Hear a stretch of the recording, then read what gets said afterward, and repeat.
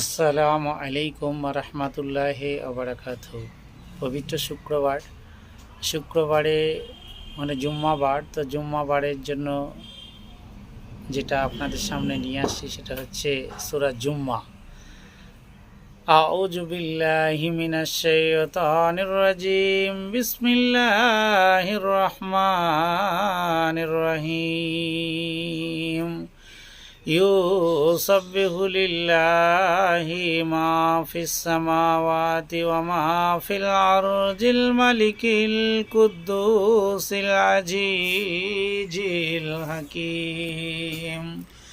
হুয়াল্লাযী বা'আসা ফিল উম্মিয়িনা রাসূলাম মিনহুম ইয়াতলু আলাইহিম আয়াতিহি ويزكيهم ويعلمهم الكتاب والحكمة وإن كانوا من قبل لفي جلال مبين وآخرين منهم لما يلحقوا بهم وهو العزيز الحكيم। ذلك فضل الله يؤتيه من يشاء والله ذو الفضل العظيم।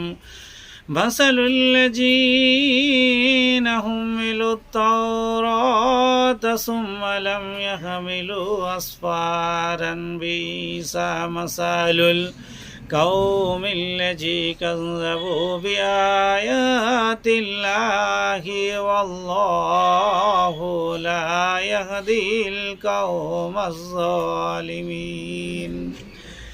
قل يا أيها الذين هادوا إن زعمتم أنكم أولياء لله من دون الناس فتمنوا الموت إن كنتم صادقين ولا يتمنونه أبدا بما قدمت أيديهم والله عليم بالظالمين। সূরা জুম্মা যেহেতু শুক্রবার সেটা আপনাদের সামনে নিয়ে আসলাম, এবং জুম্মার পরপরই সূরা জুম্মা পড়া যেতে পারে এবং সূরা জুম্মার অশেষ ফজিলত আছে। এই জুম্মাতে অনেক কিছু বলা আছে। এই জুম্মাতে বলা আছে তোমার কাজের থেকে নামাজ অনেক উত্তম, আসো নামাজে আসো, কাজের